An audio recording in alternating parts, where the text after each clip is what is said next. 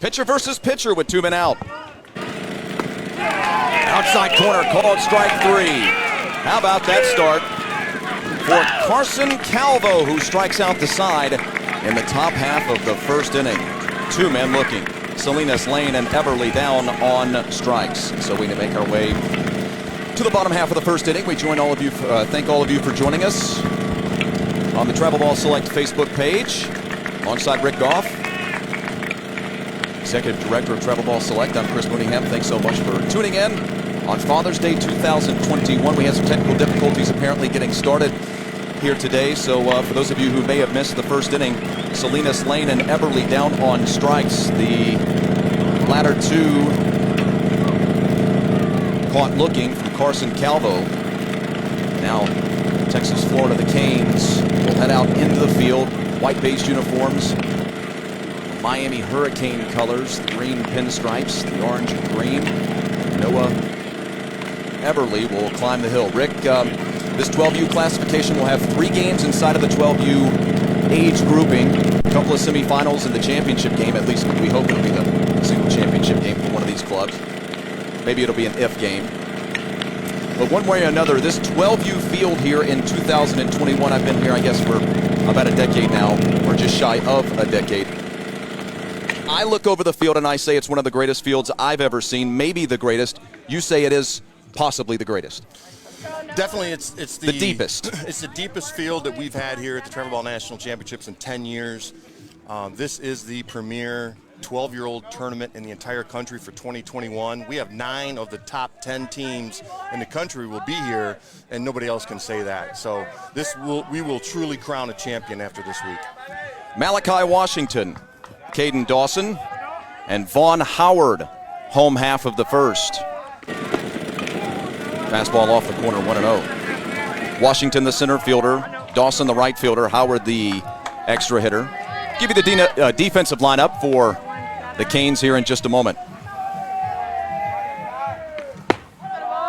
As far as the state battle goes, and we always love to talk about that when it comes to this sport, sort of a Texas-Florida type mix, obviously, with the Texas-Florida Canes elite versus the state of Georgia. The East Cobb Astros, orange, from the state of Georgia.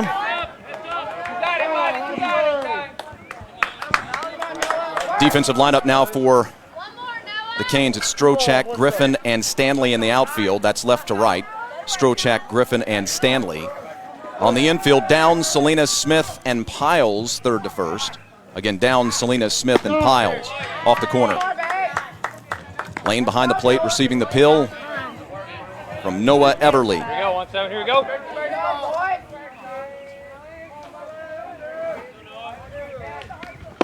Swing and a miss. 4 batters in the ball game, 4 strikeouts. Yeah, it's not surprising with the level of these teams. Both of them have great pitchers going today, and it's going to be a battle of wills here. My estimate here, the first one to get 3 runs is probably going to be in good shape in this game.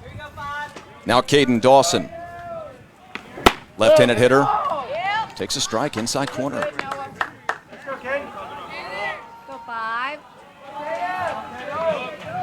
East Cobb Astros, number 1 team entering bracketed play. Astros orange. With a win in their first bracketed ball game, 15-0 over Bulls Black from Indiana. Well-known program across America, Indiana Bulls Black. Fastball stays outside. Second round win over Phipps Park SF Dogs, Bulldogs of Florida, in a 1-8 matchup. 12-1 the final in that one. Everly kicks and fires. That one on the ground down to second. Smith, better hurry. Not in time. Yeah, ground ball to second base. You know, he moved his feet, got over, made a nice attempt at the backhand. But the problem is when you bobble it, once he tried to pick it up with his glove instead of his bare hand, there was going to be no chance getting the speedy runner going down first. Error, infield single. What say you? I would have to be that and make that an error. Now Vaughn Howard. Started with a strike. Howard, the extra hitter, third place man. 1 on, 1 out. Bottom of the first.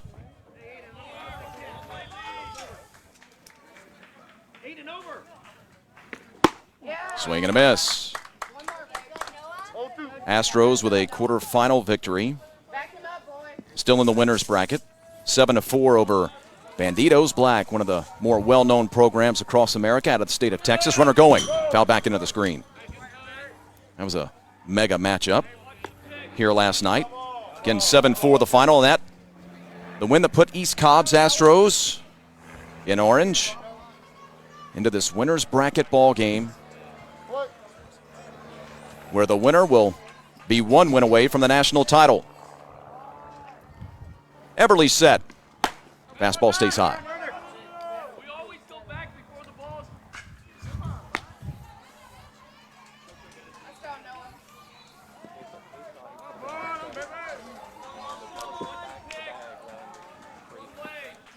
We'll give you the Texas-Florida Canes elite road to this ball game coming up next inning.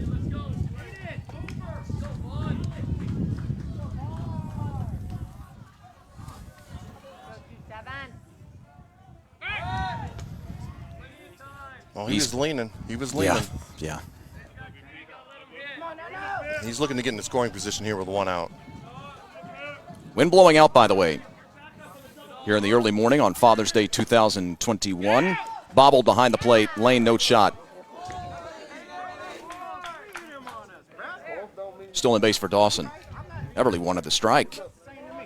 Yeah, I'm not sure what he was wanting there. That ball was, I thought, was pretty far outside there.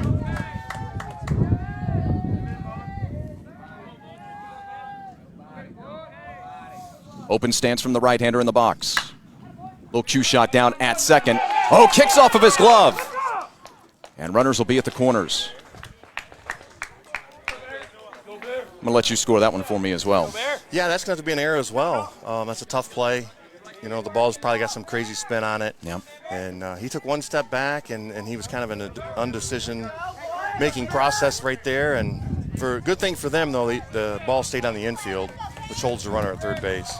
Of course, with one man out, if he makes that catch, with a runner breaking, it'll be a double play. RBI opportunity now for Carson Calvo. Calvo, the starter for the men in orange this morning. Started our ball game, if you were not with us, with a swinging strikeout and a couple men caught looking. Now a chance to give himself the lead. Off the corner. East Cobb 4-0 inside of pool play, group play, earning that #1 seed, where they were, well, to say dominant would be an understatement, Rick. Yeah, they've had a good week, but in talking to Coach Etheridge, the one place where he said that they've struggled this week is exactly the scenario we've got here with a runner at third and less than 2 outs of getting that runner in. He said it's been a problem for him all year. You know, at 12 years old, it's hard to get the kids to understand, listen, at this point, all you got to do is put it in play. You're probably going to get a run in. It's not a bad thing to give up an out for a run, especially in this type of game.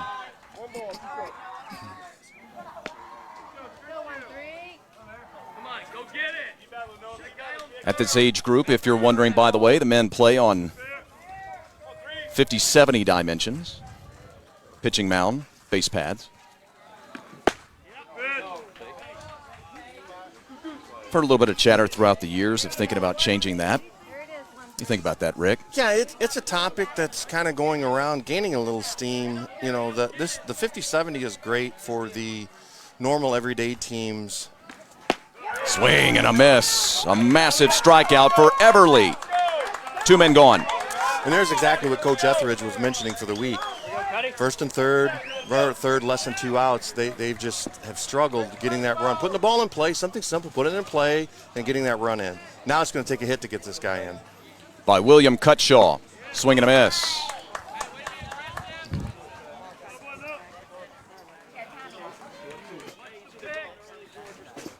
Cutshaw, the East Cobb left fielder.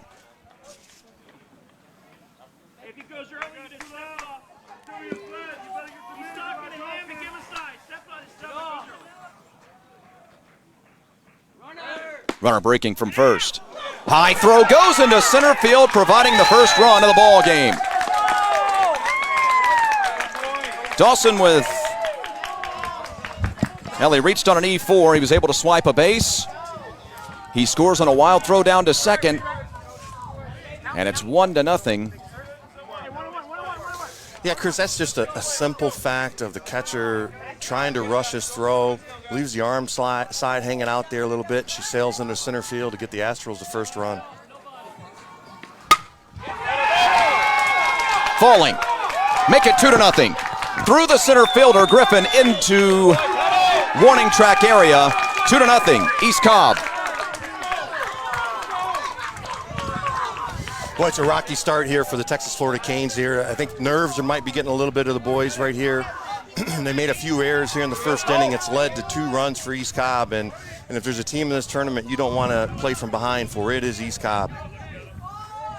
They get the lead, they get ahead of you. It's a dangerous team. RBI double for Cutshaw. Now Cole Crawford.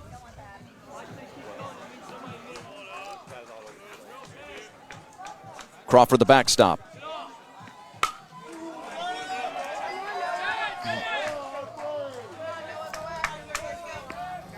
Here we go. First of 5 broadcasts today. Each of the next 2 after this one will be inside the 12U classification. Runner breaking from second, headed down to third, swing and a miss, and that will be the inning. But a couple of men come across here in the bottom half of the first inning. East Cobb with a 2-0 lead. We'll keep it here and get you set up, as we were not quite able to at the top of the broadcast. Apparently, again, we had some technical difficulties. We'll apologize for that. 2-0 East Cobb. Texas Florida Canes elite coming to the plate for their second trip. Salinas, Lane, and Everly went down on strikes to start the ball game. Devin Downs, Jordan Griffin, Alexander Smith, your guaranteed 3 here in the top half of the second inning. Barrett Stanley, the right fielder.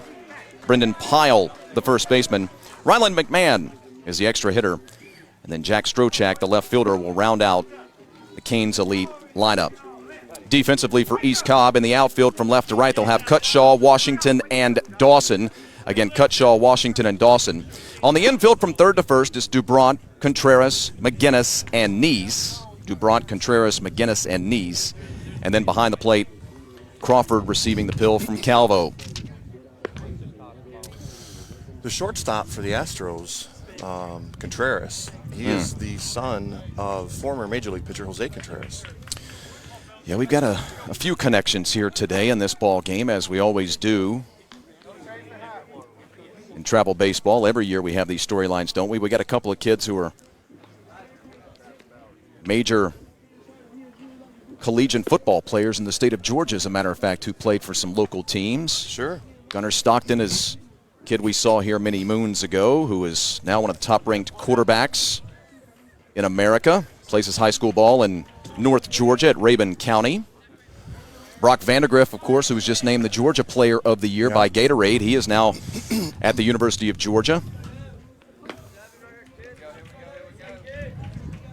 Dylan Lesko is one of the top pitchers in the state of Georgia for the Buford Wolves. Buford, yeah. Dylan played in this event a few years ago. That's right. Yeah. But how nice is it for the East Cobb Astros to have a pitching instructor like Jose Contreras? That's tremendous. It's immeasurable, really. Yeah. Yeah. We'll see a kid here in a little bit named Hayes McGinnis. His older brother I covered when he played his high school ball for Noonan. Yeah. But first, Devin Downs, the third baseman, going to take his licks at Carson Calvo. He started with ball 1. Texas Florida Canes elite. Number 10 seed, if you will, entering bracketed play. With now 3 consecutive wins, quite obviously. Took out Canes Piro from North Carolina, 11-6, the final in a 7-10 matchup. 7-10 matchups are always so great.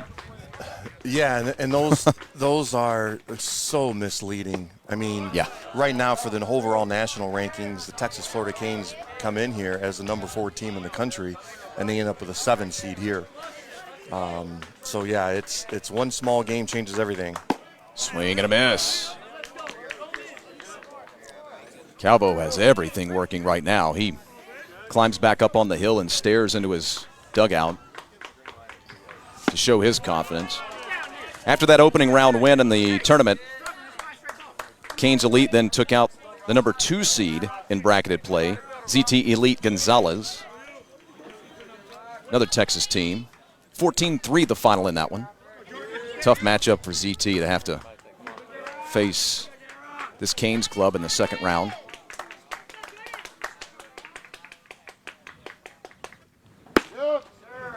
So first man on with Downs.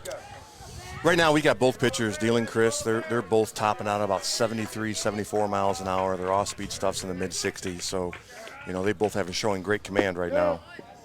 Right down the heart of the plate. Jordan Griffin, the center fielder. Couldn't quite pull the trigger on it. Think he thought it was low. And then finally the win that got them into this ball game, speaking of Canes Elite, a 9-3 win over ZT Elite of California.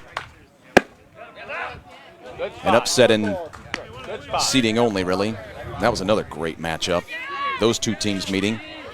Yeah, you're looking there at the number 2 and number 4 teams in the entire country. I'll have some more numbers for you here in just a bit on how absolutely loaded this 12U field is. Calvo kicks and fires with the runner breaking. This ball shot up the middle off the end of the bat, but it'll make its way into center field for a base hit. First 2 men reach. Top half of the second. One thing we're going to see a lot of today in the 12-year-old division, Chris, is no lead is really safe. No matter how dominant the pitchers are, these kids and hitters make adjustments. And the fences here are 250 for these 12-year-old kids. So you get a hold of one, let the power of the fastball do the work, and before you know it, it'll be a 3-run home run.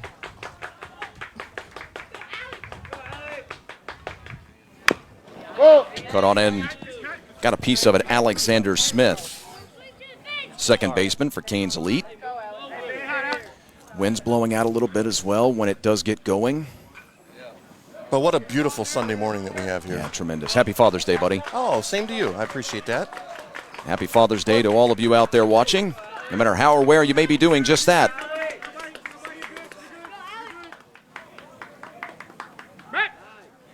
Checks a runner. Of course, we'll spend a lot of time today talking about the Elizabethtown Sports Park, as the national championships have moved up here in 2021.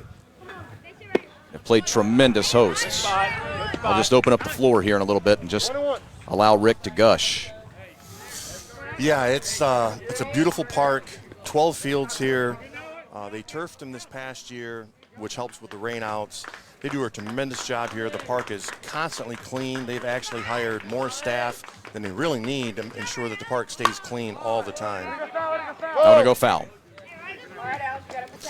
Here's what I was talking about, Chris, how important runs are in a game like this. You've got 250-foot fences, kids that actually can reach this, and the coach is actually willing to lay a bunt down with nobody out to get to move the runners along to second and third. You don't see that much in 12-year-old baseball. They don't play for 1 run or possibly 2 runs. They have the Earl Weaver mentality. Right. With the 6th place man, by the way, in the lineup.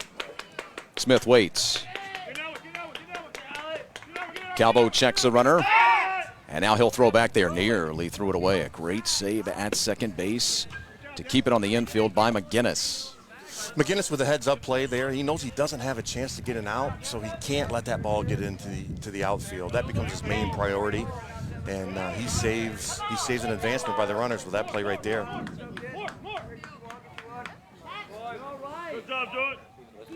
Got a little cat and mouse game going on here.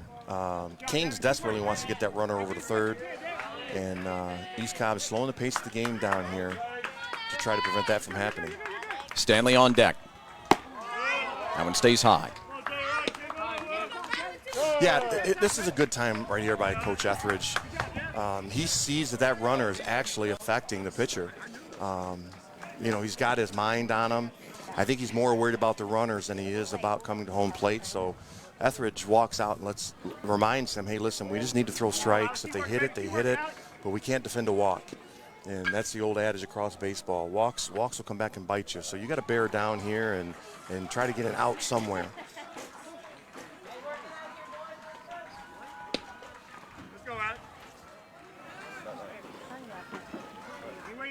Free base runners become more important as you go down in the age groups because of the refining of skills and the ability of pitchers to be able to get out of innings. First man gone in the inning, a big strikeout for Calvo. Smith is down swinging, and here's Barrett Stanley.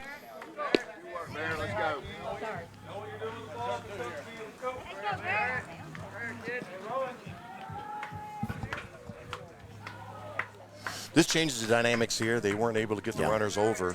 Double play still in order.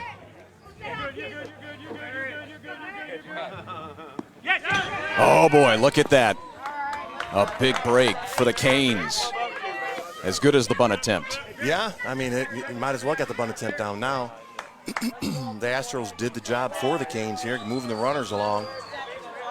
Now any type of ball put in play is going to score a run, and this is what Coach Etheridge talked about him struggling with. Let's see how the Canes respond here now with a runner at third with less than 2 outs. Wonder if Stanley's got a bunt in his bat with the infield playing back, especially at first.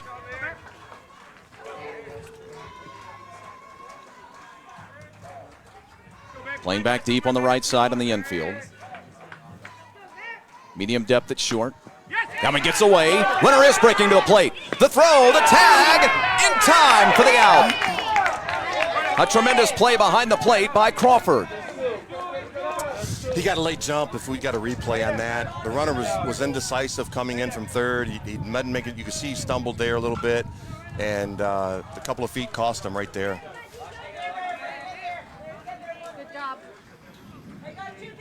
Yeah, you got to go immediately. Got to go immediately. Or stay. Yep. Yep. Runner from second did move down to third. That's Griffin. But now we run back into the same situation that took place in the first inning. Now it's going to take a hit to score them.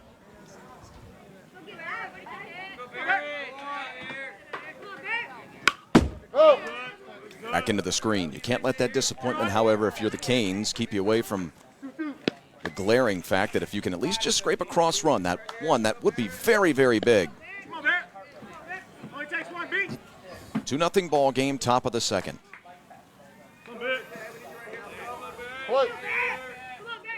East Cobb Astros orange from the state of Georgia. Leading the Texas-Florida Canes elite.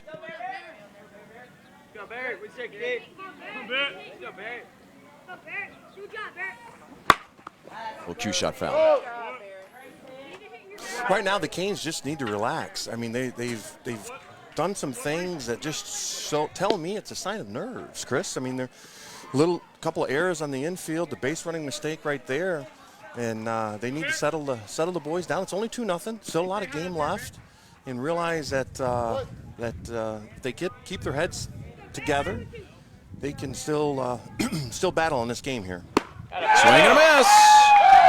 Calvo with another strikeout, now up to 5 in the ball game here through 2 innings, and we stay at 2-0 through 1.5 in the bluegrass state of Kentucky.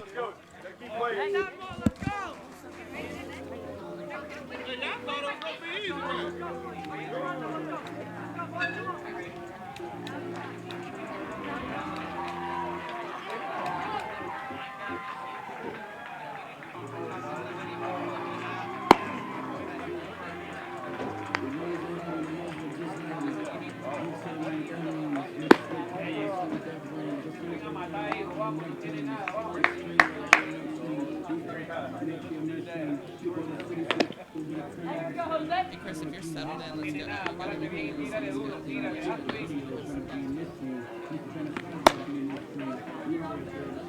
I think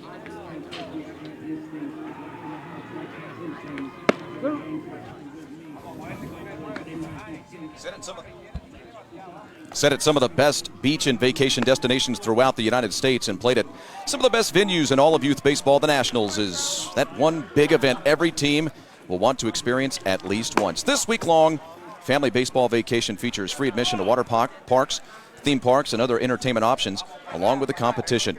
Players enjoy all-star games, Nationals mixer, team showcase, pin trading, and the opportunity to play against teams from all across the country. Check out the Nationals at www.baseballnationals.com.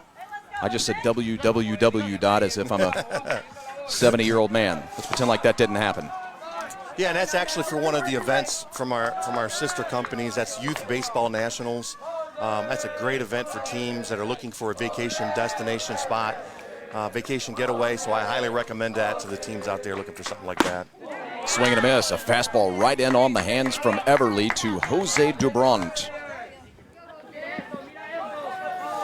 This is a big inning for the Canes here. They Astros scored 2 in the last inning. Liner at second. Got it. No problem this time for Smith. That first out's always the toughest after you've had a rough mental inning. So we'll see if the Canes can change a few things here and get the boys off the field quick. If they can get off the field quick, get back up here with the sticks, keep things interesting here for sure.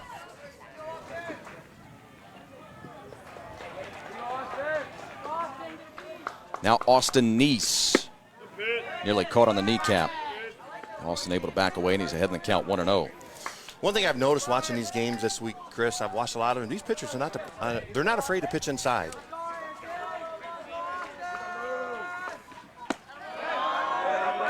Actually, talking to a lot of coaches, they actually refer to that as part of their success in this tournament, being able to have the ability to pitch inside.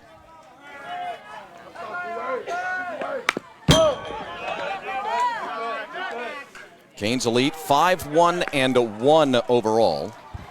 5 wins, a loss, and 1 tie inside of pool play. Outscoring their opponents overall, that's an updated number at 71-24 off the outside corner, maybe a little low. 71-24 with the 2 runs that have been scored so far in this ball game. 2-1-1 inside of pool play. 3-0 obviously in bracketed tournament play. And they've been consistent in their scoring. In the 4 games of pool play, Canes Elite have outscored their opponents 37-10. Here in bracketed play in 3 games, outscored their opponents 34-12.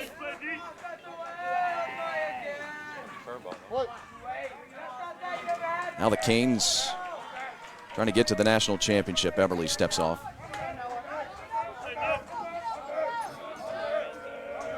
A heavyweight national matchup in our first game of the day. Got him. Neese is caught looking. Great pitch on the outside corner. Great location here. Kind of locks him up. Looks like you might have been expecting something off speed, and you sneak the fastball right here on the outside corner. Nice job. Here's Hayes McGinnis, who fouls one back into the screen. McGinnis, the second baseman for East Cobb. His older brother headed off to play college athletics. Michael McGinnis. I think Michael spent 3 years as the starting quarterback at Noonan High School. Don't hold me to that, but I'm close. Maybe 3.5 years. He may have taken over that job his freshman year, if memory serves. Now he's headed over to the Yellowhammer State to play some collegiate ball. You know, living in Georgia for 3.5 years that I did, I mean, I'm familiar with Noonan High School, but it always reminds me of the movie Caddyshack. Yeah? You know, Noonan, when he's trying to tell him to miss the putt.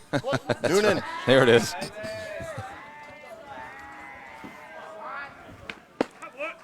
One-two off the corner.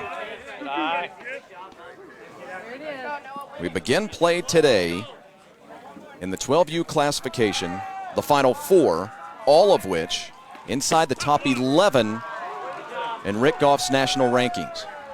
All 4 of the teams remaining in the 12U classification. I'll give it to you again. The 2 teams in this winner's bracket ball game, the 2 teams over playing on the other field. At third, inning over. All 4 teams ranked in the top 11 of the national rankings, numbers 1, 2, 9, and 11. What a field. And we're down to Championship Sunday in Kentucky. 2-0.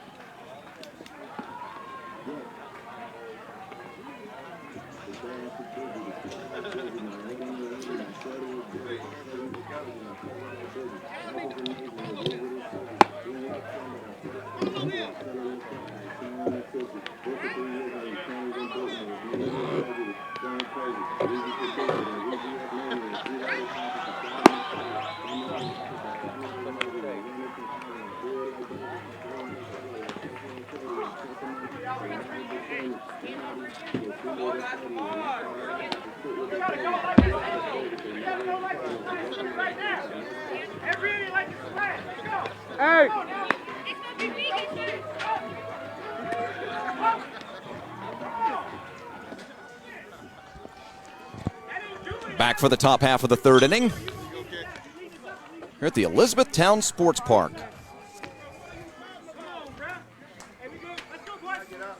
Folks, want to tell you about Pastime. From 8 tournaments in 2006 to over 3,500 teams during the 2018 campaign, Pastime has grown into one of the most well-respected tournament and showcase hosts in the country. We host over 150 tournaments a year, ranging from 8-team invite-only events to 150-plus team national championship events. Utilize more college venues than any other host in the country. Been one of the leading programs in introducing new technologies to events to improve scouting and to maximize exposure. To learn more, visit PastimeTournaments.com. That's PastimeTournaments.com.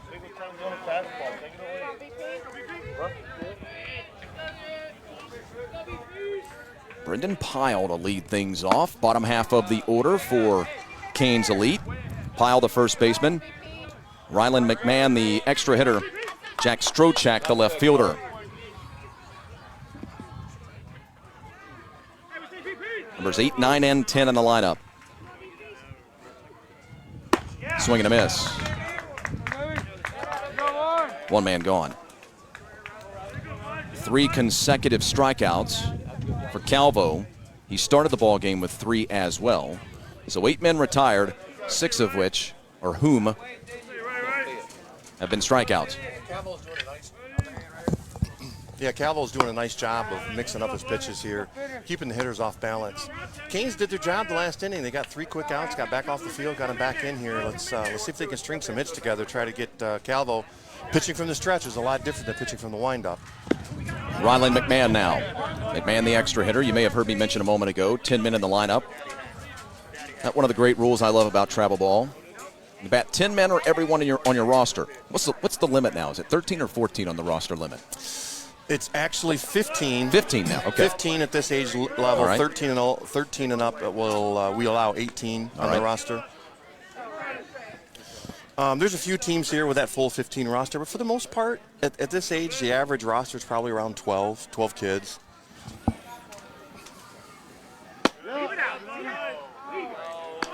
You know, partly coaches don't want to have to manage the parents on a 15-man roster because only 9 can play. Tell me about it. Foul ball. As in the past years, Chris, one of the unique things that we have for the coaches in this game is we do offer the ability for an instant replay. And we've got the technology for that, so we're going to use it. Coaches are allowed to challenge 2 plays, 2 calls throughout the game. Win or lose, they only get 2, so we can keep the game moving along here. But they can come up here and talk to the umpire. As we got another strikeout by Calvo right there. Oh boy. 4 straight. He's zoned in right now. They've got to do something different to get him off his pace here. But anyway, they can challenge up to 2 calls. They go out to the umpire that made the call, and then we'll take a look at it up here in the booth. And we'll make a decision based on the information that we have up here. We have an umpire with us here in the booth that will make the call together with the umpires here after they view the replay. So it's something new that we've had for the last couple of years that we offer. The coaches appreciate it. The fans like it. And at the end of the day, we just want to make sure we get the call right. Yeah. Swing and a miss. Jack Strochak. Well, I love it, especially in bracketed play and national championship play. It means so much to the kids, to the parents.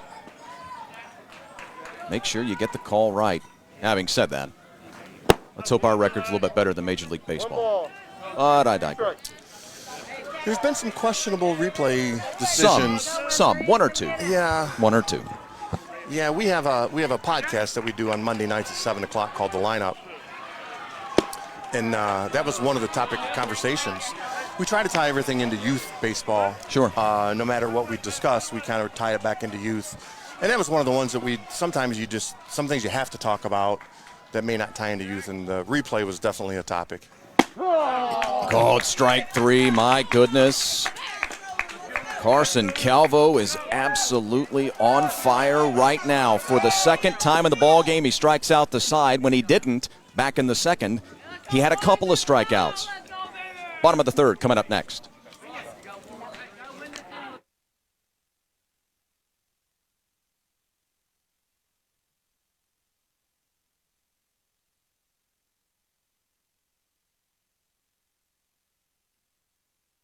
Take read number 3 on your way back unless you have a plan.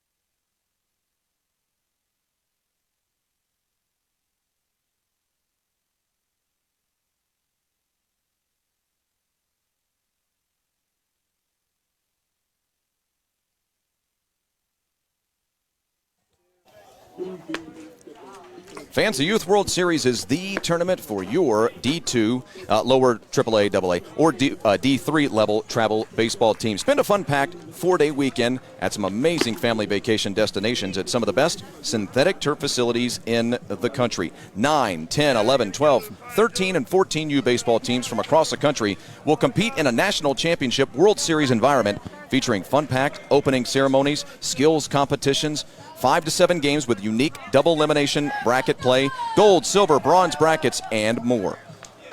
Close to water parks, thrill parks, beaches, and more. Youth World Series, the perfect end-of-season tournament for your team. Find the Youth World Series at youthworldseries.com.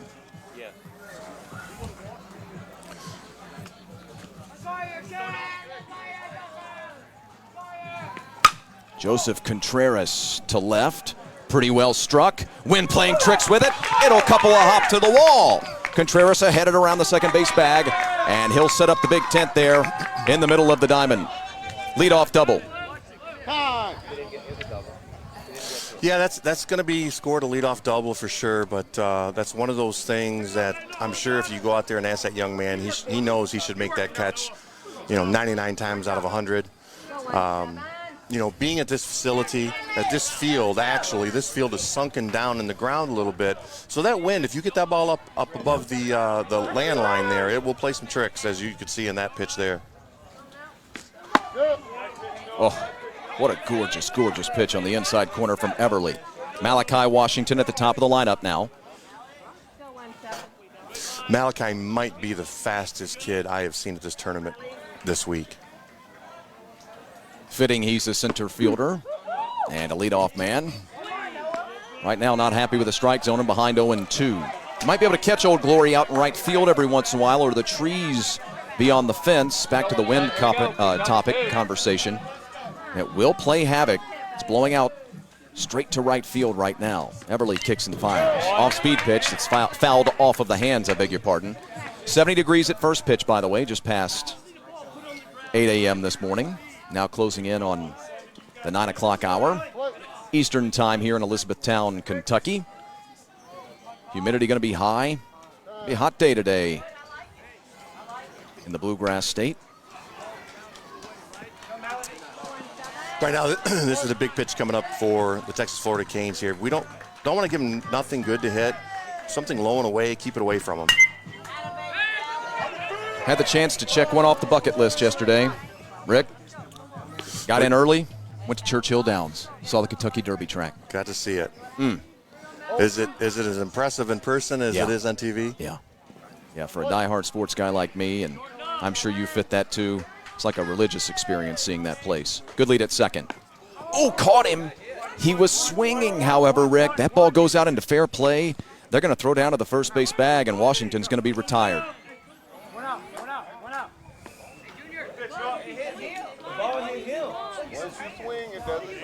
Yeah, but he was swinging at the, you can hear a lot of the, how you want to score that one?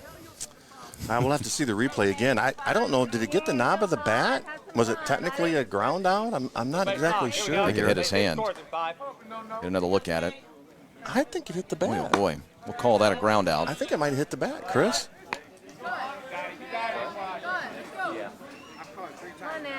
Now Caden Dawson. I didn't see Washington like shaking his hands or anything, and that's usually a signal if he got hit in the hand. Yeah, that might have got off right off the handle of the bat.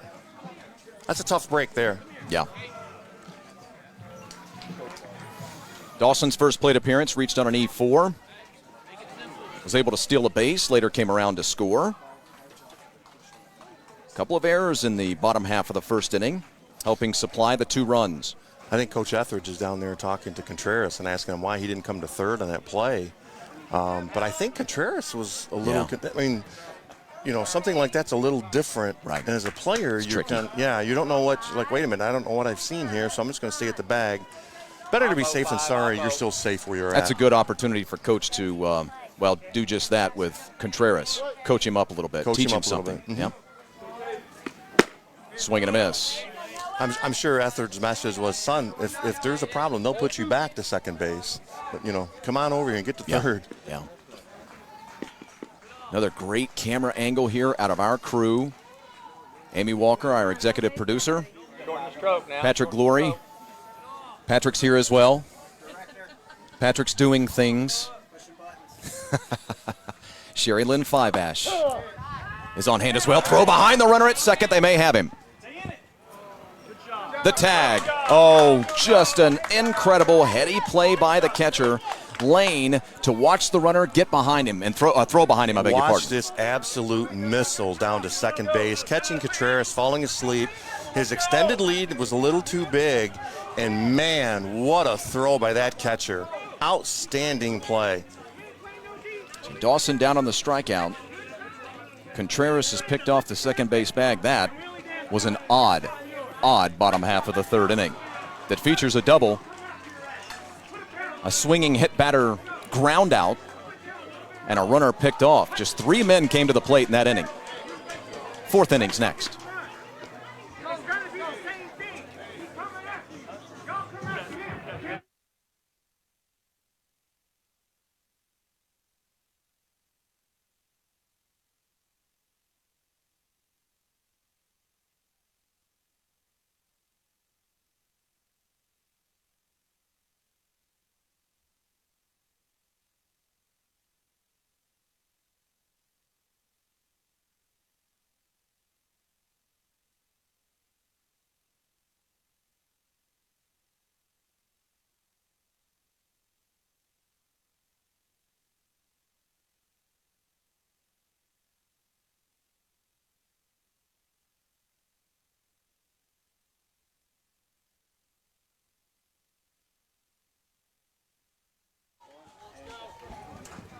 Our first pitching change of this winner's bracket ball game between Georgia's East Cobb Astros Orange and the Texas Florida Canes Elite. Carson Calvo has no doubt reached the pitch count. I'll beg your pardon for not having that number right down here in front of me. That would be the only reason. Well, not necessarily. Maybe they're saving him for later, but one way or another, you have to think that the pitch number has a lot to do with why he has checked out of the ball game here. And Jose Dubront has come from the third base bag and climbed the mound to take over the pitching duties for the boys in orange. Yeah, Coach Etheridge, I'm sure, has his reasons of why he's taken him out. It could be any number of reasons, but, you know, at this level, you know, the need for coaches to over-pitch kids is not as excessive as you see on your normal weekend local tournaments. Right. All these guys can pitch and take the mound.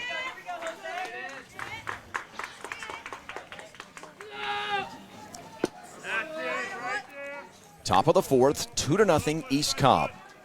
The Astros from Georgia.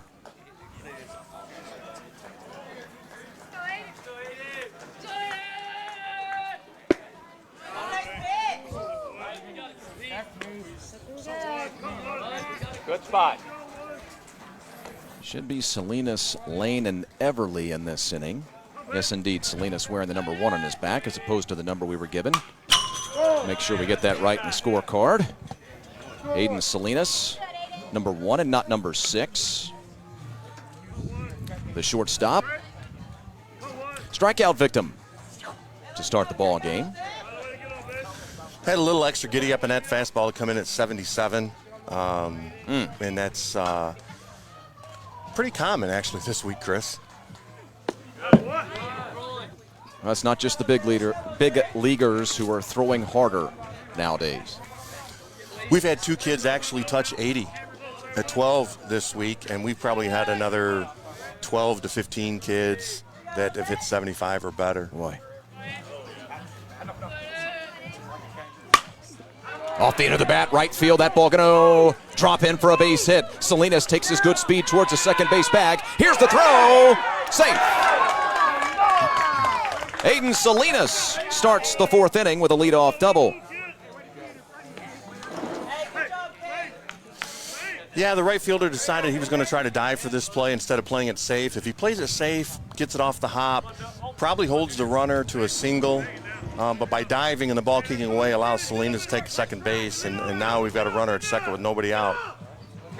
That was an in-between ball, though, too. He could have made the catch, just didn't quite have the reach on it. Ball blowing out. Wind continues to blow out to right field, by the way. I'll keep bringing it up because it is so pertinent with the way these kids have opposite field power. Here's Lane. Lane also a strikeout victim in his only other plate appearance. That one in the dirt. Runner breaking for the third base bag. And Salinas is in easy. A wild pitch from Dubront. Well, now we got a situation here. We got a runner at third, nobody out. Let's see if the Canes are a little bit more successful than they were the last time they had this situation. You can get away with not coming through in one of these spots as you try to win a national title. But you can't let too many more get away from you. You're simply not going to have many opportunities against the caliber of play you're going to see in this championship bracket. 1-1, squaring. Gets it down but foul. You know, and remember, Chris, unlike the Major League Baseball and college baseball, we only play 6 innings here. So, you know, we are already halfway through this game. Yep. You read my mind. I had that on my bucket list to bring up this inning. 6 innings in the 12U classification. No time limit, by the way, if you're wondering, of course. We wouldn't do that in bracketed play. No, and this one we still do. It's just championship games. No. Yeah. And this one we still do. Glad you brought that up. Just the championship glad I brought it up. game, yeah. Wow, thank you. Okay. Just the title game. So we're at 1:45 then. We're an hour and 45 minutes, right. Yeah. Hour and 45 minutes. All right. Take a look at this pitch just off the plate a little bit. Great eye by the young man. That's a tough pitch to lay off of with 2 strikes. Well, I thought you guys got rid of that. Caught me flat-footed, Rick. Ground ball at third, takes the big hop, gets over Calvo and heads into left field for a base hit. Canes the lead on the board. It's 2-1. And there's exactly what the Astros have been struggling with, getting that hit with a runner at third. Texas Florida Canes comes through. They're able to score the run. Now we got a 2-1 ball game here. Lane with his fine speed down at the first base bag, the potential tying run. Here's Noah Everly. He's going to be looking to go the first opportunity he gets. And there he goes. That's a strike. The throw down to second, a one-hopper, and now he's in scoring position. And I'm going to tell you right now, if the Astros don't pay attention, he'll be at third in a pitch or two. Texas, Florida, Canes elite. Trying to tie things up here in the top half of the 4th inning.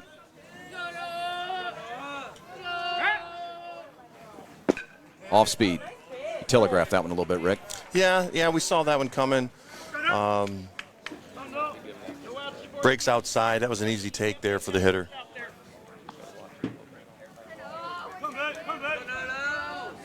Got a good fastball, does Dubront, still working on his off speed. Righty will check the runner. Kick and fire. There he goes to third. It's a little chopper foul. Oh, he had the base stolen. He could have walked. He could have walked into third base with such a great jump. Let's go, Noah. I think you're going to see him keeping a little closer eye on him now. I think the coach is reminding the pitcher that we've got to look at him a little more than one time. Don't fall into a rhythm to where they can pick up on some tendencies that you do, because that makes stealing the bases a lot easier. Mix up your moves to the plate, mix up your looks, and make it a little bit difficult. Ooh. Well, good thing you made his first move crisp to the second base bagger. That could have been a ball call. Yeah, that was could have been a recipe for disaster right there. And a lot of umpires will call it anyway, by the way. They'll just...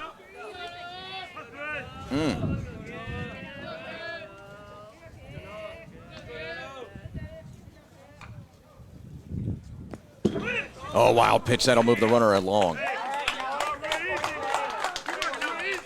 Right now, the Astros are doing the work for the Canes for them. The pitching, the wild pitches, the pass balls here are starting to add up here for the Astros. I'm sure that's something that the coach is going to want to address.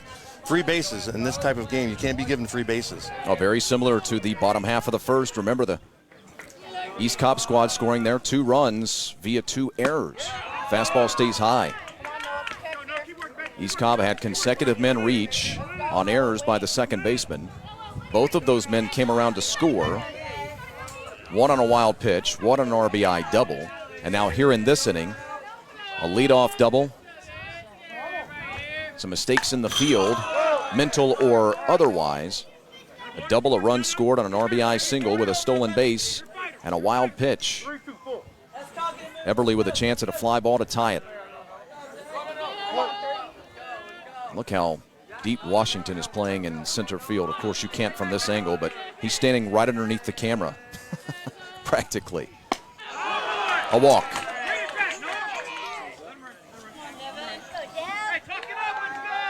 I mean, they have Washington in center field, and he can't be any more than about 4 feet from the fence. Yeah, you got to understand, if it goes over his head there, it's going to be a home run anyway. Sure. Is Etheridge...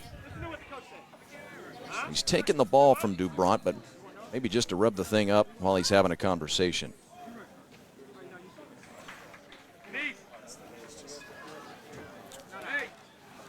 Looks like he's going to make a move. Indeed. He may be pulling... Well, he already made the move before he came out of the dugout. Yeah. Because the change has been made, and the new man is coming out of the dugout. We'll get his number here for you in just a moment.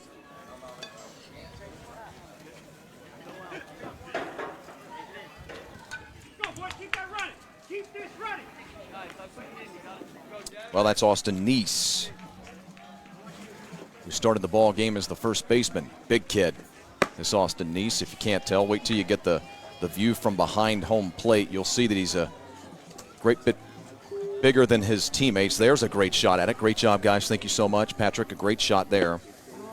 So Neese, who started the ball game on the first base bag. For East Cobb is now the new man on the mound.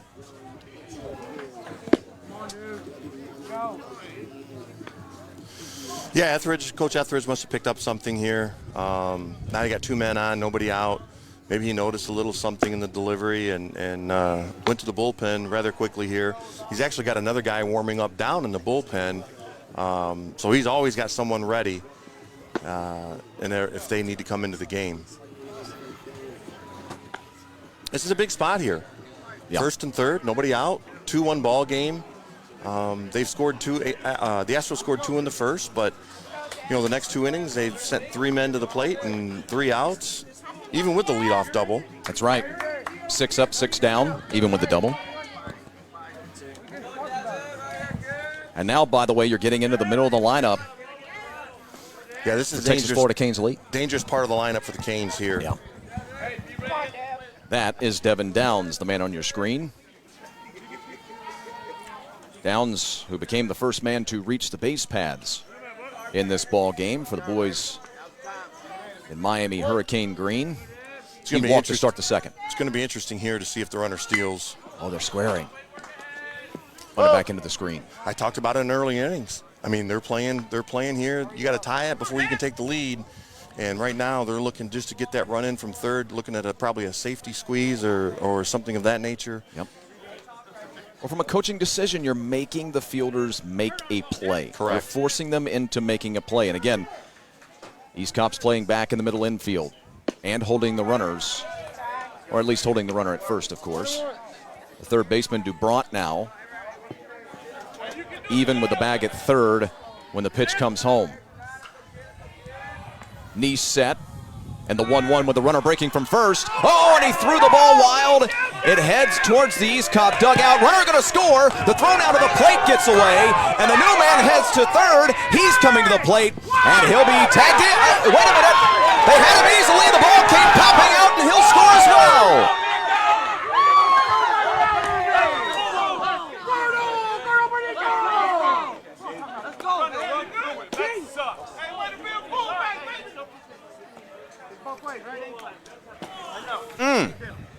What a crazy play all the way around. So Lane and Everly will both score, or actually, to be precise, they had a courtesy runner in for Everly. He gets into a collision behind the plate with Crawford, knocking the ball loose and scoring. Yeah, I mean, that's just one of those crazy plays. I mean, there was probably at least 2 errors by the Astros on that play. Throwing error from Nice. Throwing error from Dubront. Crawford does a great job of following up with it, fielding the baseball behind home plate. Courtesy runner most likely should have. Hard to say this now. Deep drive into center. That ball carrying back, and Malachi Washington makes the catch. Downs is retired on an F8. Nice catch by the young man as he crashes into the fence. Has the frame of mind there, the concentration to keep that ball into his glove. That's a big out. For all intents and purposes, the runner coming around third most likely should have stayed at the third base bag. Should have. But again, you're being aggressive. You got a chance to take the lead. You're forcing your opponent to make a play, and that's something we always talk about in youth baseball. Make somebody make a play. That's why contact is so important in this game when you're at the plate. Here's Jordan Griffin. Boy, we have seen a wild ball game so far through 3.5 innings. We've seen some crazy plays already. But you know, when you start playing at this level, and you know, at 12 years old, you'll see some things that you don't normally see. Swing and a miss by Griffin. Jordan singled back in the second.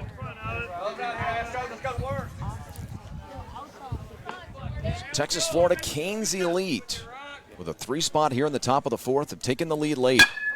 Little cue shot, back up short, leaping try in vain. So Griffin will reach for the second time in the ball game, 2 for 2 now with a couple of singles.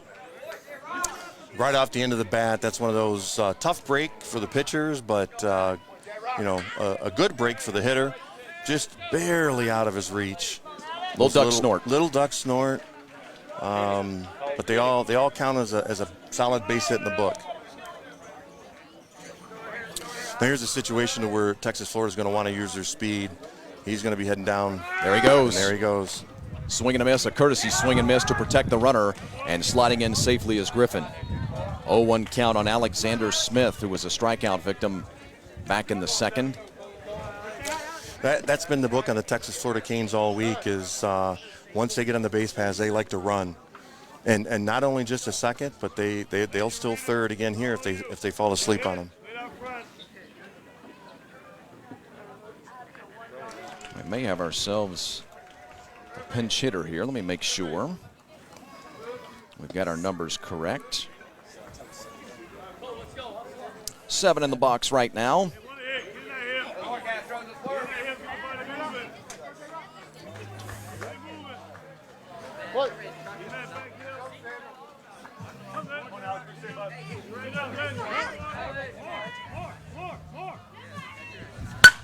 Oh, line right back up the box and into center field for a base hit. They're going to wave Griffin to the plate. Washington loads up and throws.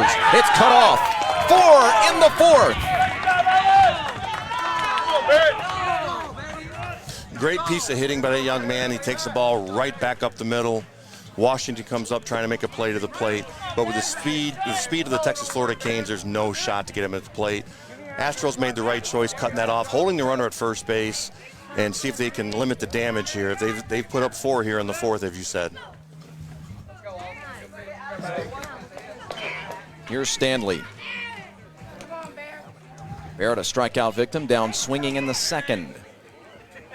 Swing and a miss.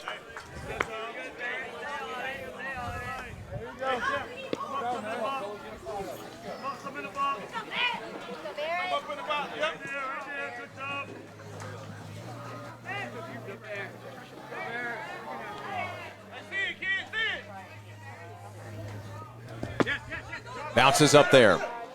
Crawford up, throws down to second, the runner's in. Only 10 men came to the plate in the first 3 innings for Texas Florida Canes Elite. Just 1 over the minimum. Just 10 men in 3 innings. Now 7 to the plate here in this 4th. Chance of another RBI. Stanley cuts and misses.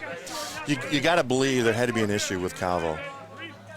I mean, 3 innings, he was cruising right along. You got to believe there had to be something, maybe a little arm injury or something. Or I mean, it could have been a coach's decision. Could have been at the pitch number. Could have been at the pitch number. Yeah.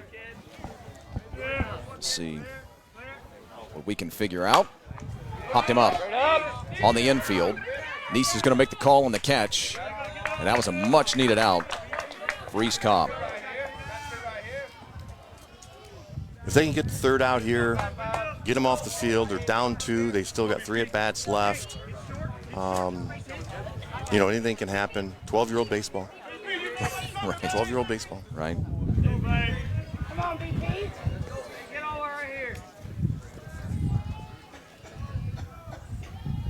Now Brendan Pyle. Runner breaking to 3rd. Boy, I tell you, the Astro pitchers keep going with that high leg kick, and they're not going to have any shot to throw any of these Texas Florida Cane runners out. They do a great job of recognizing that leg kick. Be a wall back there, 24. Putting a lot of pressure on Crawford behind the plate, by the way, and the pitcher. Just getting ready to say that. Yep. I mean, anything that kicks away, we've already seen the Canes be aggressive. They're going to continue to do that. This is the way they play. So Crawford's now got to make sure everything stays in front of him here.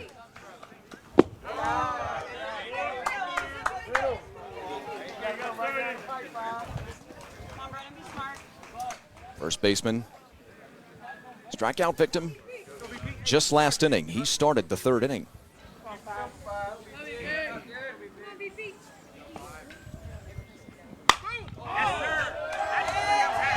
Swinging away in 3-0. Neese back into the at-bat.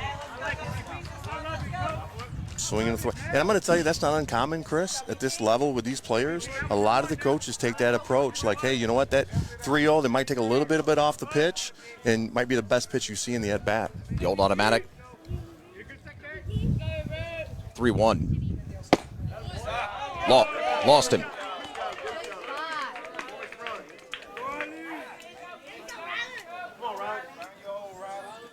Sixth man to reach in the inning. 4 runs in. 2 singles, a double, and 2 walks. And here's McMahon.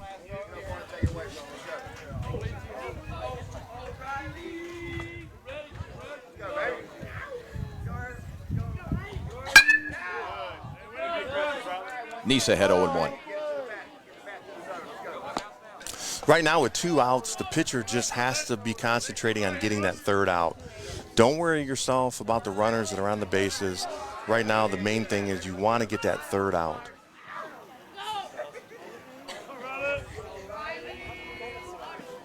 Winner of this ball game into the national championship, which will take place at noon here on Field 5. We'll have live coverage for you on the Travel Ball Select Facebook page. We look forward to seeing you all then. The loser of this ball game will have to turn around and play immediately after. Runner breaking from the first base bag. Will they throw through? Or instead down to the third base bag. Loser of this ball game moves into an elimination ball game, either against either 5-star Elite from Florida or ZT Elite Garcia of California. That ball game not quite over yet. We'll get you a score on it here in just a few moments. This might not be the first time these two teams, or the only time these two teams meet here today. We've seen that plenty throughout the years. It's not uncommon to see the loser in a ball game like this come back and win the national title against said team. Yeah, it happens because this is a true double elimination tournament. They get a chance to have to beat them twice. Fastball stays high. That should be ball 4, indeed. We've got a score from the other field for you right now. ZT Elite is up 4-3 in the 4th inning. We're up 4-3. Got a sub here, Chris. We got 27 for 12.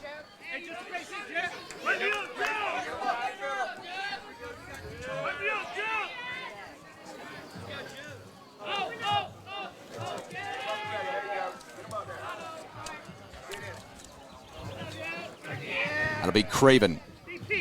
Craven the batter. Chopper at third.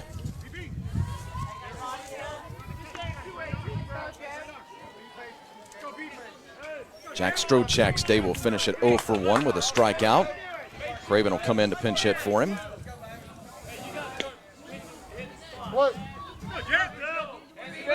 Big spot, bases loaded, 2 men out in the 4th.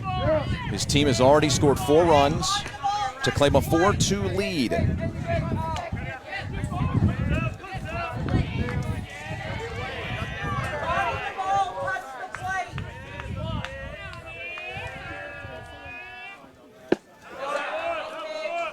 Still a long way to go, but Craven trying to potentially bust it wide open.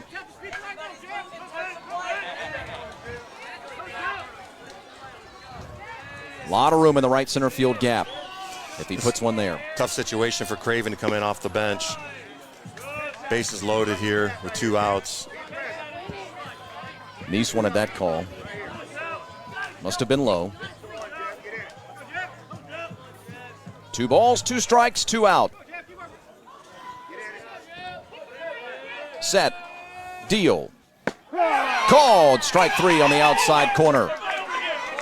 And Neese is able to escape the jam, but not before 4 runs come across in the inning. Brand new ball game, completely different ball game. Texas, Florida, Canes Elite now leads East Cobb Astros from the state of Georgia 4-2 to the bottom of the 4th.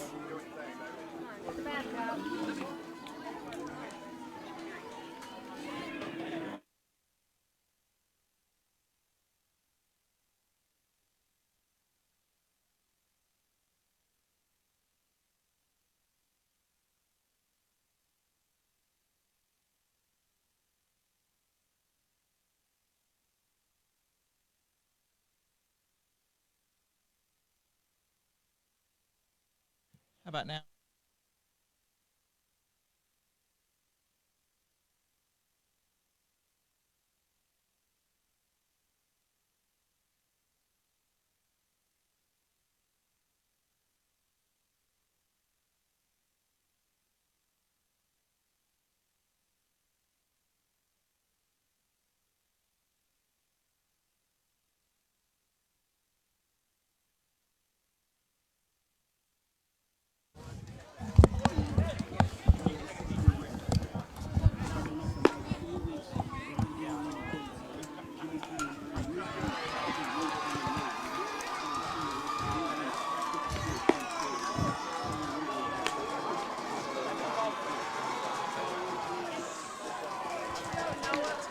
Back at the Elizabethtown Sports Park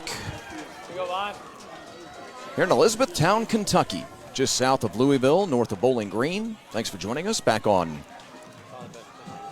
Facebook, the Travel Ball Select page on Facebook. Alongside Rick Goff, I'm Chris Mooneyham. Thanks for tuning in. Lined at short. Immediately, first pitch swinging. Vaughn Howard is retired on an L6. He's Cobb to the plate in the bottom half of this 4th inning. Remember, we're just playing 6 today in this ball game. We're here in the bottom of the 4th. And the Astros orange Base hit. Here we go. now trail by 2. 2 runs in the 1st for Georgia. 4 in the 4th for the Texas-Florida combination.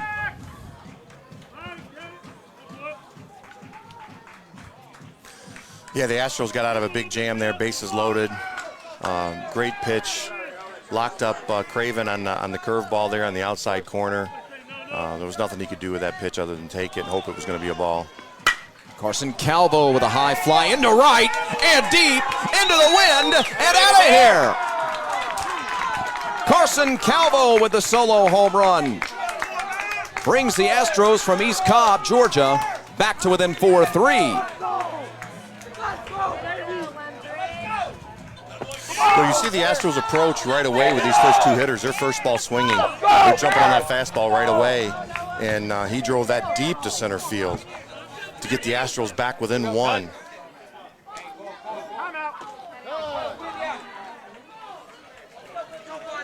I noticed after the swing, as the runner was running the bases, the pitching coach there, he was looking at the catcher. It looks like they may have maybe got some signs crossed. I think he wanted something low and away, and he got the fastball right down the heart of the plate. Yeah. Oh. A gorgeous, compact, quick swing there from Calvo.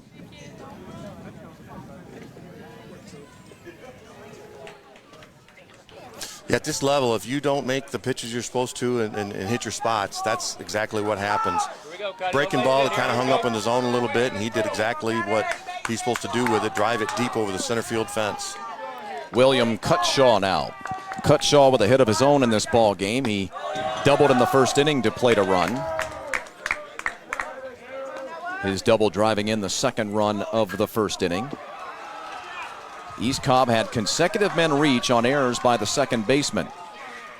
Dawson and Howard, the second and third placemen in the lineup. That came with one man out. Both of those men eventually coming around to score. Since that first inning, where Georgia spent a good deal of time and sent 6 men to the plate, they then were retired effectively 7 in a row. The minimum, a 1-2-3 second inning. Technically a 1-2-3 third inning, although there was a double in the inning. Howard lined out on the first pitch of this inning. And then the home run by Calvo.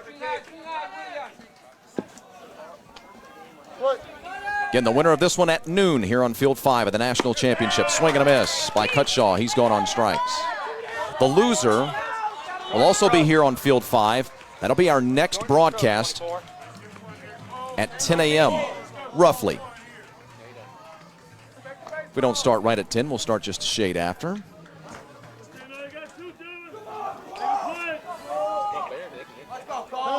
Time called at the plate. Cole Crawford.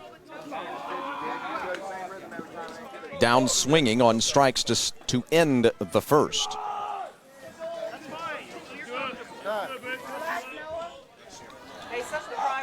Trying to get on the same page here. Evidently, the catcher's calling for a pitch that he don't want to throw. Maybe he knows a little bit something about Crawford. Crawford's a big kid. You don't want to get them arms extended.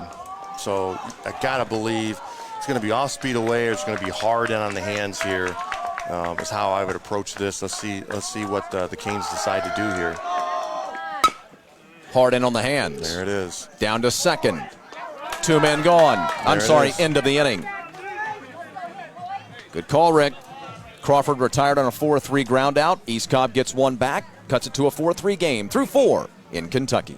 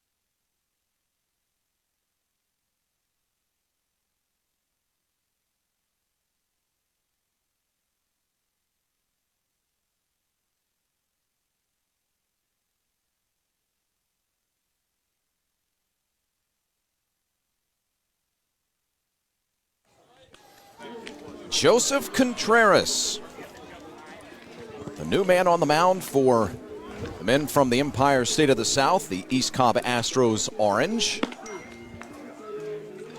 Joseph Contreras, if you were not with us for the beginning of the ball game, he's got some pitching bloodlines in his family. Tell everybody, Rick. Yeah, he's the son of former Major League pitcher Jose Contreras, who is the pitching coach for the East Cobb Astros. And we talked about, what a opportunity for the young men on the East Cobb Astros to have a former Major League pitcher, World Series pitcher, be your bullpen guy for a 12-year-old baseball team. That's wild. You almost wondered if you think those 12-year-olds grasp how big the opportunity is. Yeah. Right. How big that is and how lucky they are to have something of that nature. And I've spent some time with Contreras, living in Atlanta for a few years.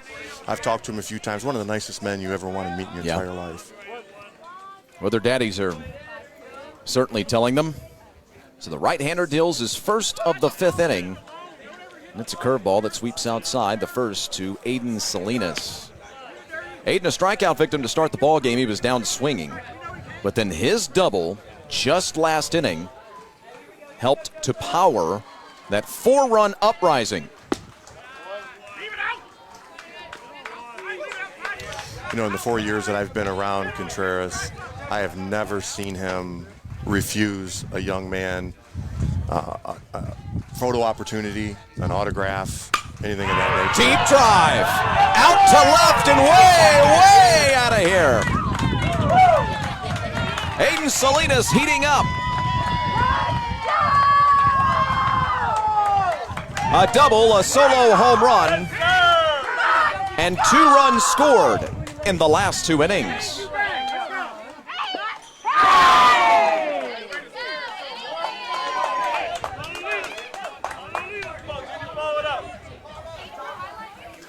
Well, here's one, I tell you what, he just threw the fastball in. He got the barrel through the zone, kept the hands inside. Got the barrel of the head of the barrel of the bat out there, and boy, he hit that one a long way. Rick, the ability to be able to pull your hands in that quick and clear the hips through, that is very, very advanced stuff, folks. Here's Lane. He knew it as soon as he hit it, too. Yeah.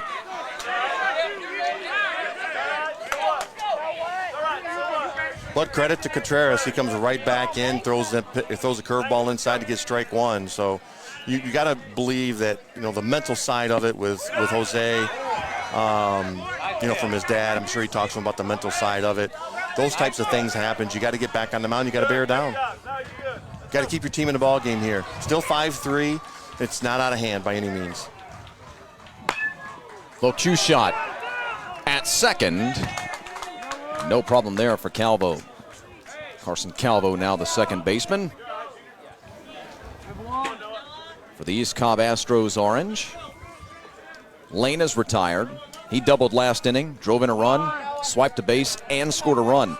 How about that 4th inning for Lane, who's now 1 for 3 in the affair. That one fouled back into the screen from Noah Everly.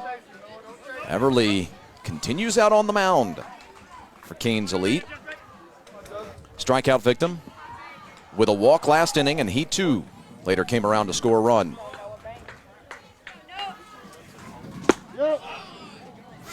We just got word that the home run not only cleared the fence here naturally, of course, but there's a fence on the other field. It cleared the fence on the second field that's back there on the blue quad. That had to be, at that point, I don't know, 285? It's probably closer to about 310, actually. There's a walkway. You see the people walking back through there, so there's a little bit of distance through there. Oh, well, you know what? You're absolutely right. I see that now. Yeah, that's every bit over 300 for sure. Yeah, you're right. 250. The fence is symmetrical here. Down the line, end to center. 3-2 count.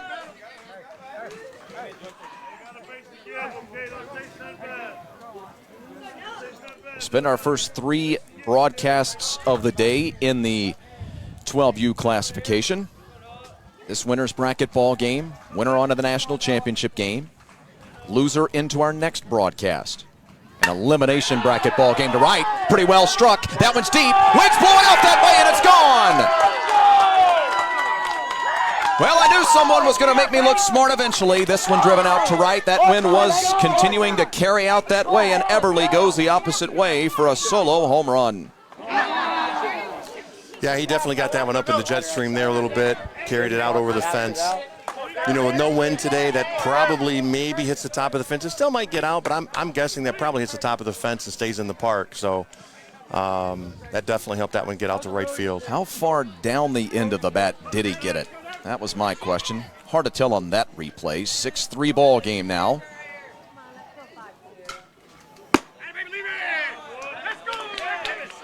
Devin Downs.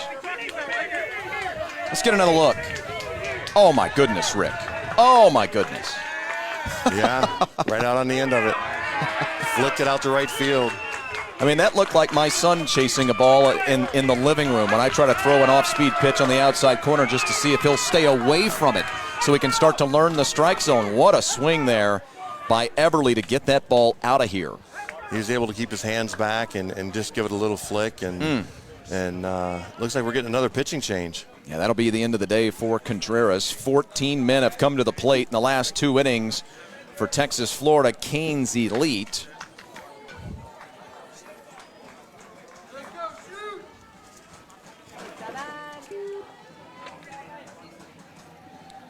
Cole Desormo. Cole Desormo. Beg your pardon of the Desormo family. I hacked his last name up the first time. I know all about that. Happens to me often. Cole Desormo out on the mound now to take over for the Astros with his team trailing 6-3. 4 in the fourth, 2 in the sixth to come from 2-0 down and the lead.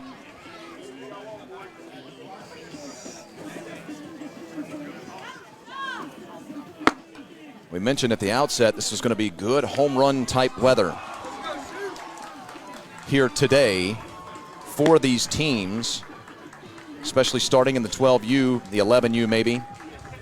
And it's lived up to the billing. 3 home runs out of the park so far in this ball game, and 2 or 3 other balls that have been driven right to the wall. Yeah, in the 12-year-old division, you know, you make a mistake up in the zone with the fences being 250 feet. Yeah, there's a good opportunity for it to get out of here. You know, it's something that the hitters, they know coming in, they see that fence, and they get a little juiced up and try to put a little extra in that swing. Sometimes it causes them to overswing. Oh, yeah. And pull off of a baseball. We've seen a couple kids pull off earlier today. I'm pulling off on that curveball. They're setting dead red, forces them to pull off of it. So it has its advantages and disadvantages as well. If you catch a kid trying too hard is what they, you know, the coaches talk about, is like, you guys are trying too hard. Just let the game come to you naturally. The opposite of what Everly did just a moment ago on that solo home run as he just flicked his bat out there. Kept his hands back. Yep, kept his balance. Exactly right.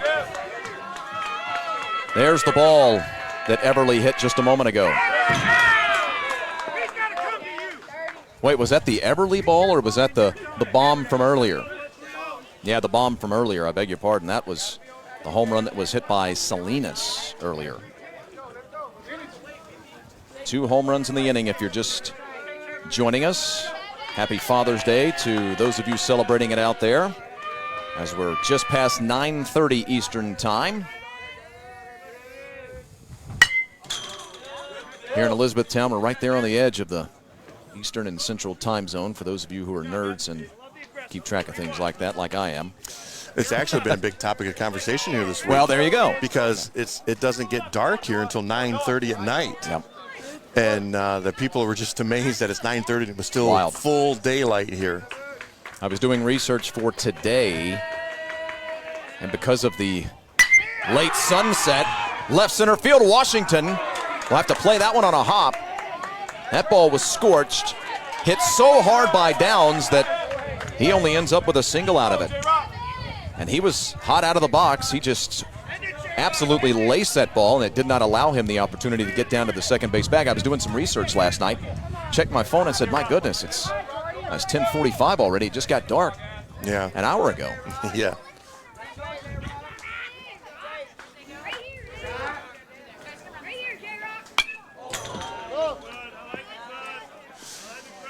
That young man wishes he had that one back. That was a curveball that was left up in the zone. He saw it coming in, and he's over there talking to himself right now. He knows he missed one there.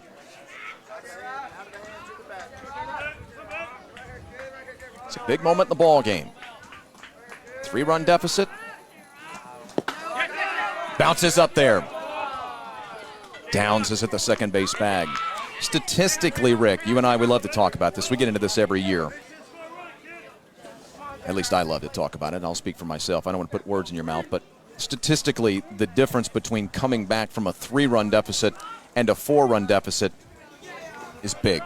Oh, statistically, it's very, very big. And not only statistically, but mentally. Yeah. Especially for 12. It's mentally tough enough for a major league to comprehend this. So imagine the pressure on these 12-year-old boys trying to come back from that lead. Jordan Griffin, a couple of singles on his day. The Mighty Might with number 3 on his back, the center fielder for Texas Florida Canes elite. Jordan singled in the second and was stranded on the base pads. He also singled just last inning. Was able to steal a base and score a run. Dorsimo set for a 2-1. That one bounces up there. Runner breaking to third. I tell you, Chris, talking about coming back from 3 runs or 4 runs, as a whole, all year long, the Astros have only lost 2 ball games the entire season at the 12-year-old age level. They have over 50 wins, so playing from behind is not something they're accustomed to doing. And talking to the coaches here this week, the one key that they were trying to do and wanted to do against the Astros is make them play from behind to see how they would handle that, because they have not had that experience. Well, they've been absolutely dominant here this week. Entering this ball game, it's a walk, by the way, to Griffin. They'll say he did not go around. Entering this ball game, we'll get another look at this pitch. Oh, boy. Entering this ball game, East Cobb had outscored their opponents 105-6. 105-6 in their 7 ball games entering this morning. In pool play, they could not have been more dominant. 71-1. Yeah. The actual runs to run differential. 71-1. Yeah, they don't play from behind very often. I thought I did the math wrong when I was first adding it up. Runner breaking from second. They are going to throw through, and it goes into center field. Scoring the 7th run of the ball game. Now they'll try to nab him at third, and they do. Oh, no, and he might be shaken up on the play. Well, there's a situation, the same thing, if you remember back the first inning, happened with the Texas Florida Canes catcher. He rushes himself trying to get this runner out here. The arm side gets out. The ball tails into center field, allowing the run to score. But heads up by Washington to nail the runner going to third with a good throw there.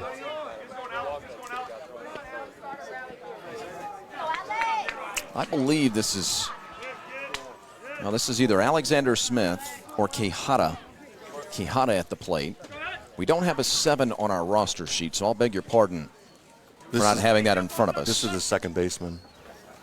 Is that Smith? I think it's Smith. Yeah. Should be Alexander Smith. 5 was the number we were given on the lineup card. RBI single last inning. He too with a stolen base to his credit. 7-3 ball game now. This ball game has completely flipped from the feel it had through the first 3 innings. Texas Florida Canes elite had only 2 base runners, one of which was picked off with a walk and a single. And they had been down on strikes 8 times in the first 10 batters. Then defensively, they committed 2 errors in the first inning, allowing 2 runs in that first inning. East Cobb had a 2-0 lead. They were dominating on both sides. But then came the top half of the 4th inning, and the script completely flipped. The walk to Smith. We're going to have ourselves another pitching change. This will be Matthew Westbrook.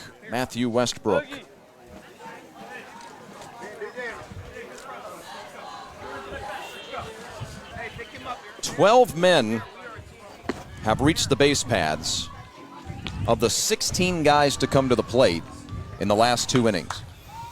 because we've had some guys picked off the base pads and things like that. I know some of the math doesn't work out. But again, 12 men have come to the plate.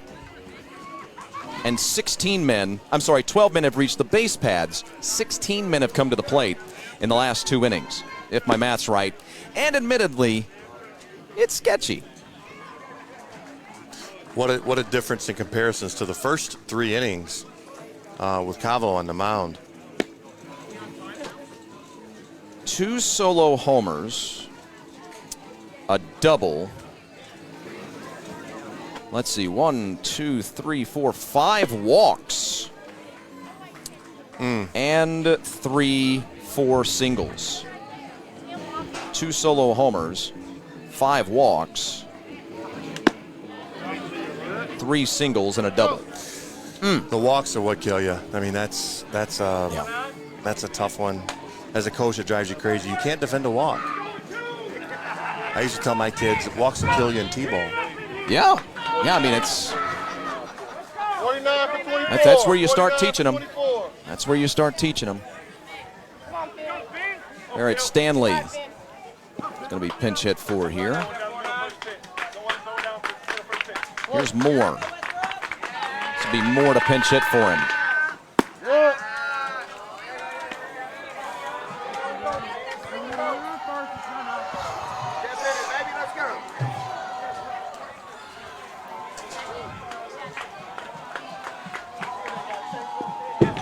Another wild pitch. Holy smokes. That has been the other big storyline for East Cobb in this ball game.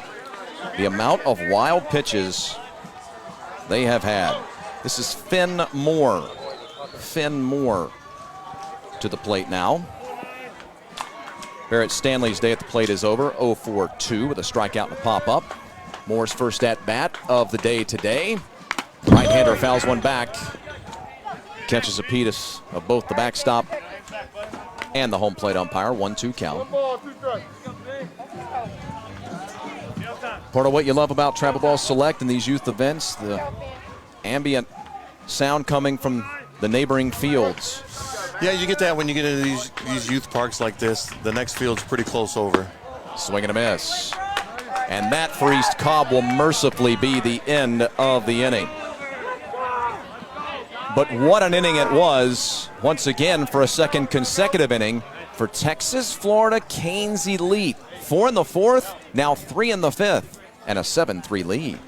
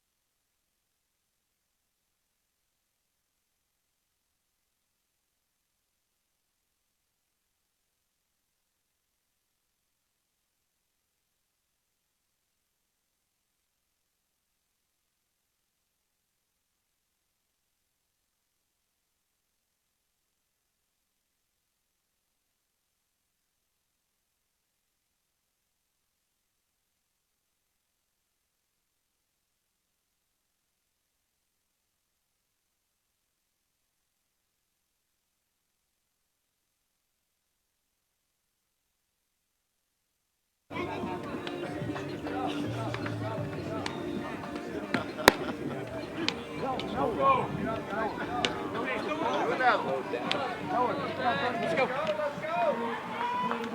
Allen. Yo, Jose. Little single, buddy. Let's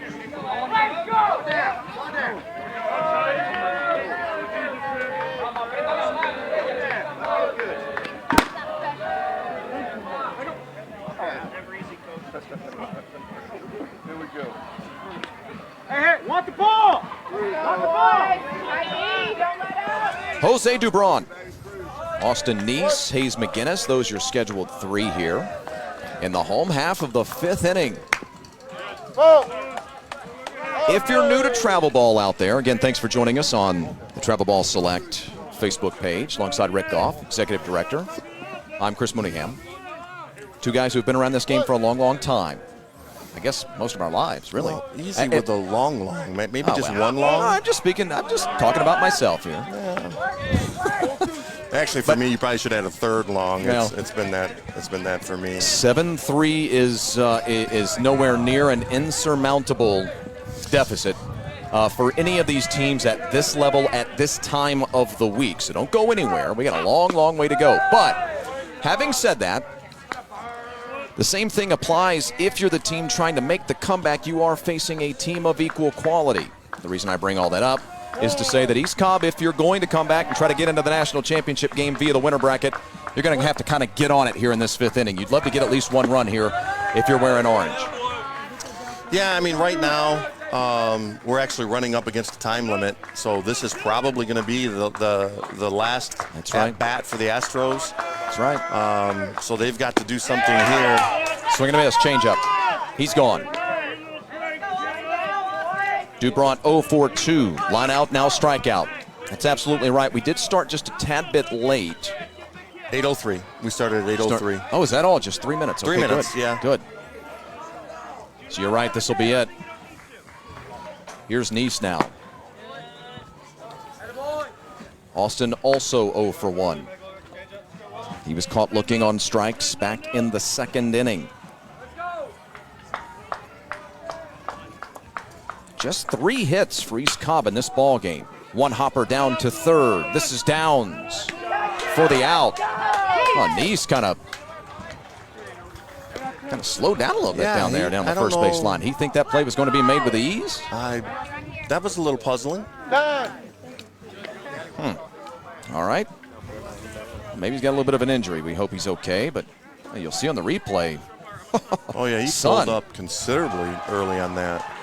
I hate to point it out. I don't want to sound like I'm picking on the kid, but there's no question he slowed up a good 10 feet prior to the bag. Well, one way or another, here's McGinnis standing and waiting at the plate as we'll have a meeting on the mound. McGinnis also 0 for 1. A line out to the 3rd baseman again, Rick. This is really a massive storyline. 1, 2, 3, 4, 5 men. Only 5 men have reached in the ball game into this 5th inning for the Astros. And again, just 3 hits. What a job by Everly on the mound. Noah Everly for Canes Elite.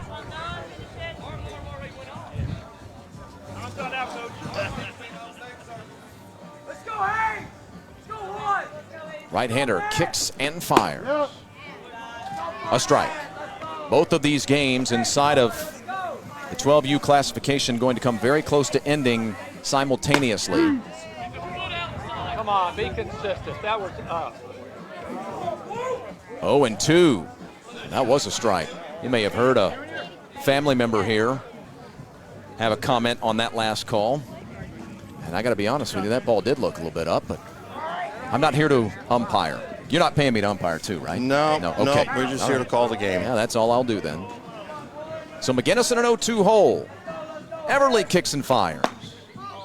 Off the outside corner, 1-2. Let's go, Hank! Let's go! More! Laid off, 2-2. Hey, Junior. All the way out. More. Let's go, Gag. All right, Noah, win it right here, babe. All the way out. Let's go, Hay. Way to hit the spot, no. 2-out walk. You see how far the catcher was setting up over there? That was an intentional, unintentional walk.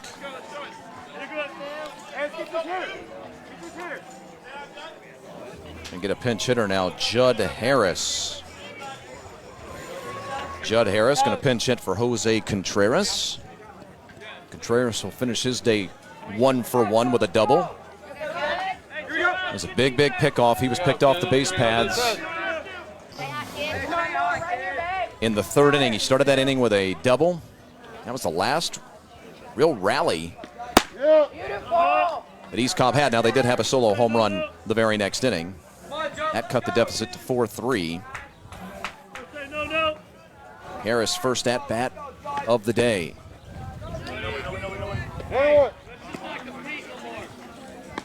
Yeah, at this point, ball gets away from the catcher, but the runner at first base doesn't mean anything. No sense in taking a chance. Stay right there. They're going to go station to station with 2 outs here, try to see what they can come up with. Swing and a miss.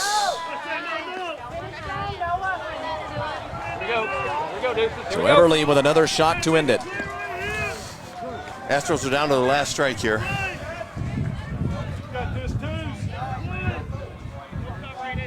Ready, set, and deals with the runner moving. Now McGinnis in scoring position. Harris with a 2-2 count. 2 balls, 2 strikes, 2 out. With a runner at second, the deuce is wild here in Elizabethtown.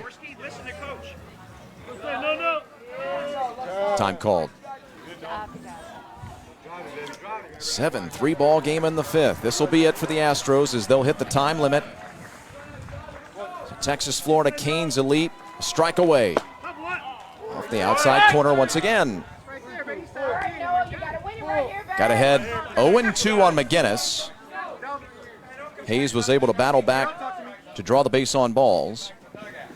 Harris was behind 1-2, and now he's battled to 3-2.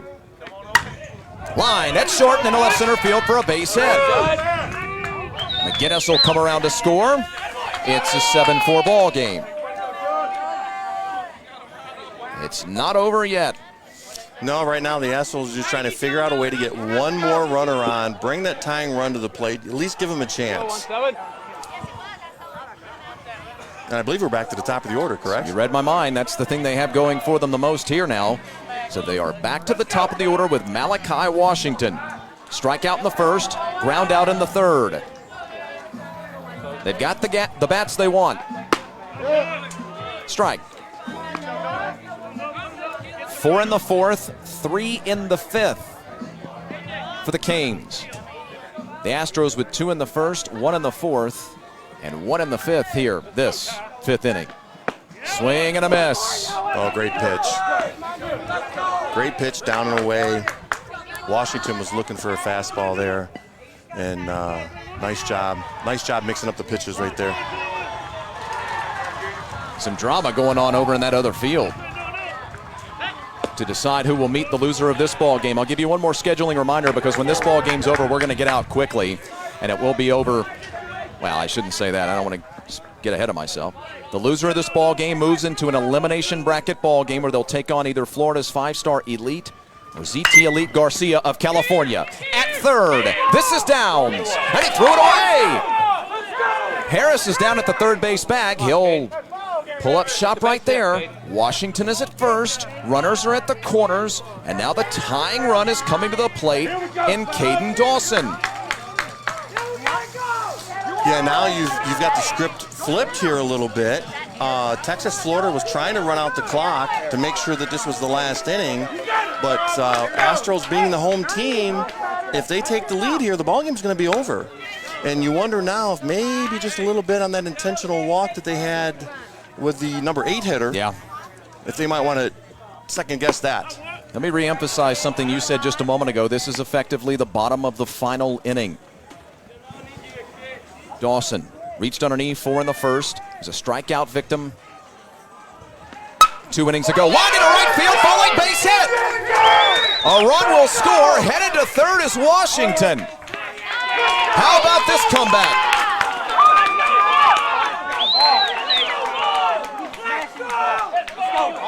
Two in the inning, 7-5. Tying run on the base pads now. And here's Vaughn Howard.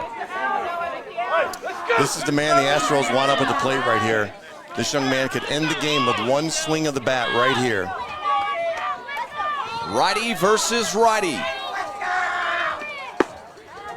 Off speed, sweeps into the opposing batter's box. The wind is whirling here in Elizabethtown. Not as stiff as it was just a moment ago, but still blowing out to right. The outfield playing deep, as you'd imagine, and So is the infield. They are holding the runner at the first base bag. It's Washington at third and Dawson at first. Dawson at first, the potential tying run. 2 have scored here in the bottom of the 5th. We're up against the time limit, so this will most likely be it. Unless, of course, we're tied at the end of the frame. Swing and a miss. Boy, I tell you what, he'd like to have that one back.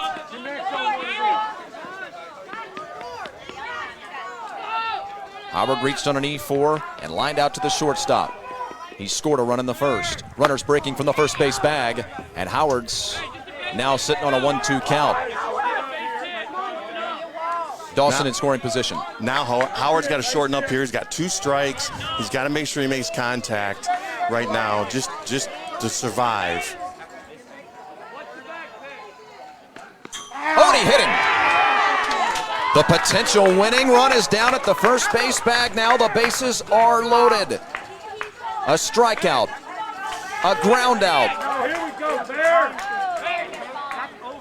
Well, that is not what he wanted to do in that situation. He was ahead in the count 1-2, trying to come inside to tie him up. Got away with it, got away from him just a little bit, hits him in the knee, and now we got to start all over again. A strikeout, a ground out, a walk, a single, an E5, a single, and an HBP. Remember, there were 2 men out in this inning to start things. Calvo could win it. Ground ball up the middle, a base hit. Here comes the game's tying run. They're thrown be high, and we are tied. Down to third, and he's safe. What a comeback.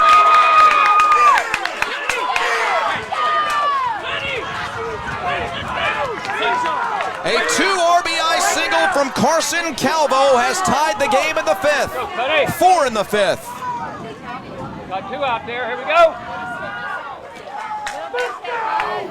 Well, I tell you what, I got to go back to that decision to intentionally, unintentionally walk the 8-hole hitter to try to kill the time, and it might come back to backfire on the Texas Florida Canes. Cutshaw with a chance to win it. Strike. William with a double and an RBI in the first, and he was a strikeout victim just last inning. 9th man to the plate in the inning. Little looper, shortstop, falls! 5 runs in the bottom of the 5th. These Astros take the lead. The umpires now single ball game, and an amazing comeback. Yes! Yes! What an incredible comeback by the Astros. Down to their last strike, down 4 runs in the inning. An amazing job by those young men. That's a heartbreaking loss for the Canes. You read my mind again, my friend. Absolute pandemonium on one side, exultation, and then tremendous heartbreak on the other side.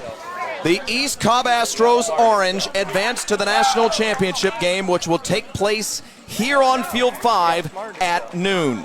Meanwhile, Texas Florida Canes Elite will advance or fall into the losers bracket, elimination bracket, I prefer to call it. Nobody's loser here, that's for sure.